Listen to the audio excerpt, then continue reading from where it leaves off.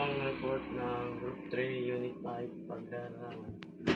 Ang paglalarawan ay isang diskurso ng layunin ay pumalas na kikinig o mabasa ang makikita ng mata, ang namin ng ilong, ang naramdaman ng balat o ng katawan. So, ang paglalarawan dapat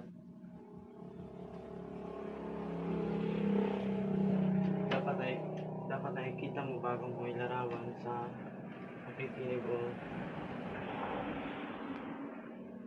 unang babasa. Tapos, mga salig ng paglalarawan ay paksa.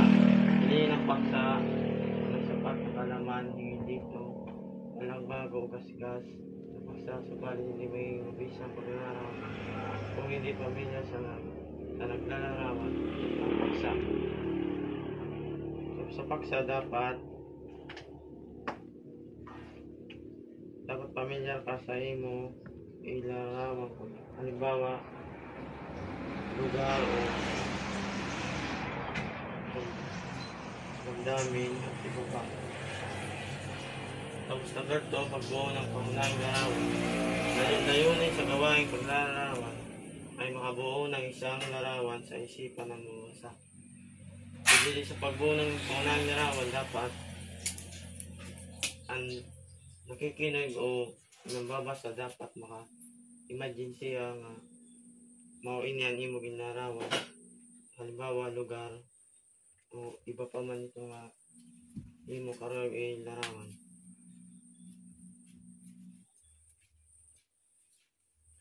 Pili ng sariling pananaw. Ibinabatay ng mayakda ang paglarawan sa kaniyang sariling pananaw. Dahil dito, tutulungan ng mayakda ang mambabasa na mabuo ang larawang diwa sa pamamagitan ng pagbibigay ng panuto kung saan at paano nagsimula sa paglalarawan. Number 4. Pagpili ng sangkap. Piliin ng mga angkop na detalye na sasama upang mabuo ang larawan.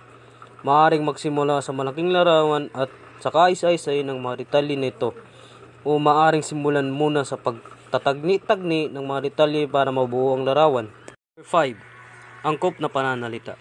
Makakatulong ang pagpili ng mga angkop na pananalita sa pagbuo ng pangunahing larawan at pagpapalutang ng kalikasan at katangian ng inilalarawan. Lalong nakakapagbigay buhay din ang paggamit ng angkop na tayutay at matatalinghagang pahayag sa pagkakataong ito. Iwasan ang pagbanggit ng mga bagay na nakakapag-iba ng focus ng nabubuong larawan o damdamin ng mababasa o tagapakinig. Ang tatalakayin natin ngayon ay tungkol sa dalawang uri ng paglalarawan. Ito ay ang karaniwan at masining.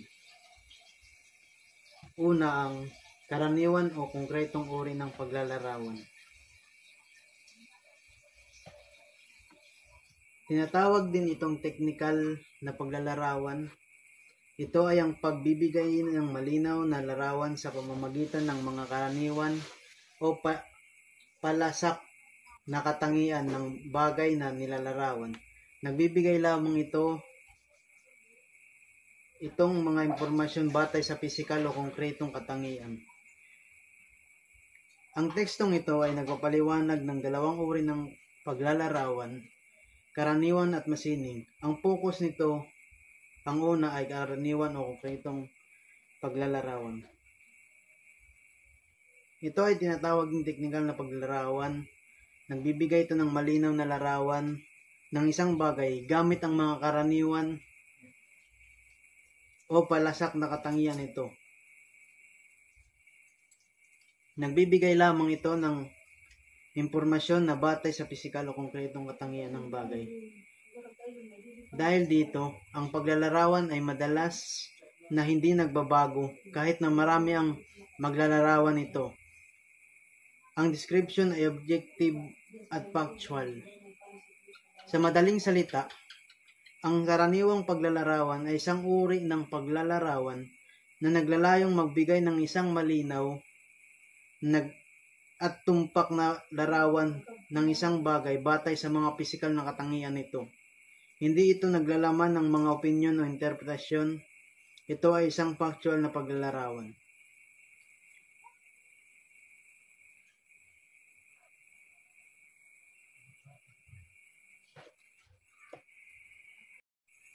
Dako naman tayo sa ikalawang uri ng paglalarawan. Ito ay ang masining o abstraktong uri ng paglalarawan.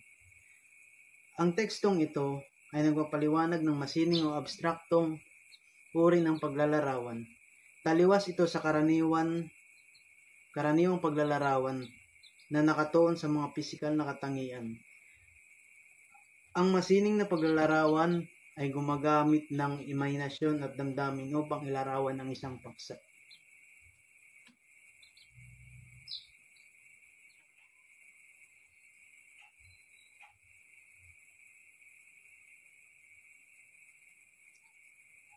Sa madaling salita, ang masining na paglalarawan ay isang uri ng paglalarawan na naglalayong magbigay ng isang malalim at masiglang larawan ng isang bagay sa pamamagitan ng paggamit ng mga tayutay at iba pang pampanitikan elemento. Ito ay subjective at nagpapakita ng personal na interpretasyon ng manunulat. Hindi katulad ng nauna yung karaniwan o konkretong uri ng paglalarawan ay nakabase siya sa pisikal na katangian ng isang bagay o mga larawan. Good afternoon, sir. Nandito po ang aking report ng paglarawan ng damdamin. Ang paglarawan ng damdamin ay tumutukoy sa pagpapahayag ng mga emosyon o nararamdaman ng isang tao sa pamamagitan ng mga salita. Paglarawan o expression, ito ay maaaring maglaman ng mga espiritu tulad ng pag-ibig, pagmamahal, pagmamalasakit at pagkakawang gawa, lungkot, pagdadalamhati, hinagpis at pagkakabalisa. Limas number 3, kagalit, pagkainis at pagkadisgusto, takot, pagkatakot, pagkakabalisa at pag-aalala, kasiyahan, pagkasaya, pagkatuwa at pagkamangha.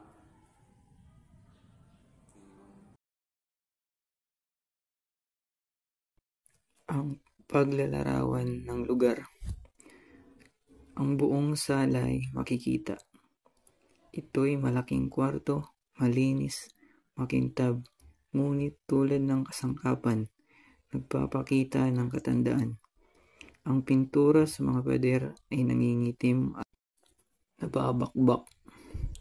Ang mga salamin ng bintana ay basag-basag. Sa pagitan ng balkonahe na katabi ng pader ay isang malaking sopa. Sa paligid ng sopa ay 2 upuang gumigewang, isang bilog na mesa at 2 tuwid na selya. Ang hapag ay handa na para sa merienda. Sa kaliwang panig ng silid ay makikita ang bahagi ng hagdanan. Sa gitna ng 2 pader ay isang makalumang lagyan ng sambalelo at payong na may kasamang salamin. Sa kanang panig ng silid sa gitnang pader ay isang malaking bukas na pintuan, may mga kortena. Sa tabi nito ay isang piano, mga naglalakihang larawan ng mga anak ay nakasabit sa mga pader. Isa na rito ang tinaguriang larawan ng manlilikha bilang Pilipino. Ang paglalarawan ng lugar ay nangangahulugang pagsasabi ng mga katangian ng isang lugar. Sa makatuwid, bagamat ang literal na pagsasalin ay simple, Ang tunay na kahulugan at lalim ng paglalarawan ng lugar ay nakasalalay sa konteksto at layunin nito. Ito ay halimbawa ng paglalarawan ng isang lugar. Noong ako ay isa pa lamang simpleng tao, madalas ako pumunta sa Baywalk, lalo na kapag pagkatapos ng aking trabaho. Pumupunta kami doon na may hiwagang dulot ang puok na iyon. Nakakatanggal ng pagod ang kapaligiran nito. Paglakad mo, dadampi sa mukha mo ang simoy ng hangin na nagmumula sa karagatan. Pagkatapos kang halikay, unti-unting bumabalik ang dagat sa kanyang pinagmulan. Doon siyang nagbibigay ng bawat ibang kulay sa kalangitan. Sa paglubog nito, dagsa ang mga tao na nasisiyahan din sa paglubog ng araw. Sa paglubog ng araw, dahan-dahan namang lumalaganap ang dilim. Subalit hindi mo na masasaksihan ang ganap na kadiliman dahil unti-unti ding hahalili ang silid ng mga iba't ibang kulay ng ilaw. Sa liwanag na dulot ng elektrisidad ay napupuno na ang kahabaan ng Baywalk. Kani-kanina yang pakulo. Naglalakad lamang nag-iisa, may kasama. Buong pamilya, mayroon ding may bagong pagkain. Ang ingay at liwanag ng mga ilaw ay talagang binubuhay ng husto ang gabi. Di mo alintanang pagkalipas ng oras at di mo namamalayan na oras na pala ng uwian doon.